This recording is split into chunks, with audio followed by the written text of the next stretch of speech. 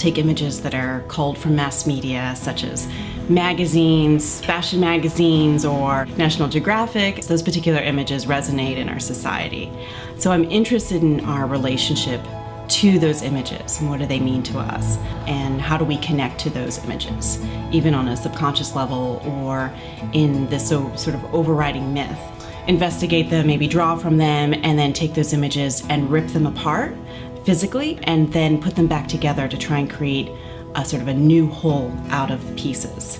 If it's an image from a National Geographic magazine or a fashion magazine, for example, in a way I'm critiquing consumer culture by pulling from those sources and by taking those advertisements and sort of breaking the myth or breaking the image, and then sort of reconforming it, hopefully to create something, sort of a new narrative.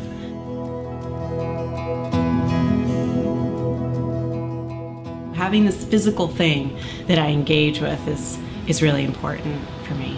Well, I think through action, change occurs.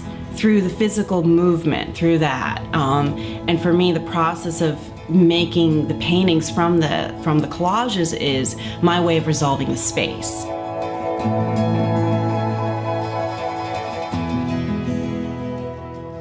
I see the painting as almost as a body. So you could think about the whole surface as a body. So maybe the top part of the canvas is the head, the middle part of the canvas is the torso, and then the bottom is the lower half, so to speak.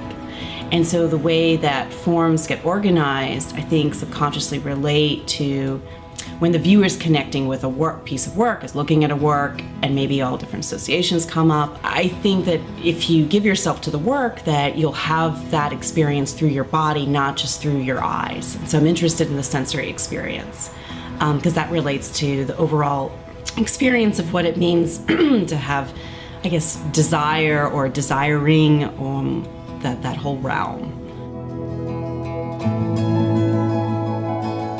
Someone who collects my work, she had me over to her house, and she has these amazing collection, and she said, oh, by the way, I've got these wild shoes, which she used to teach at Harvard. She used to show up with these crazy shoes, and said, oh, here, you can take them, I don't need them right now.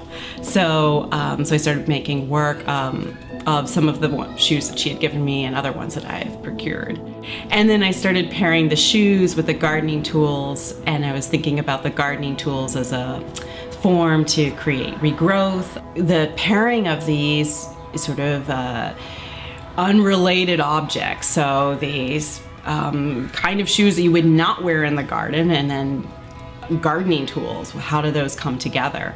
So I was seeing how these two incongruent forms could sort of live in the same skin. Images are paramount. I mean, if someone came to you and said, you know, if you had a photograph of a loved one in your wallet and said, okay, pull that out now just rip it apart. If images don't mean anything, rip that image apart. What would happen?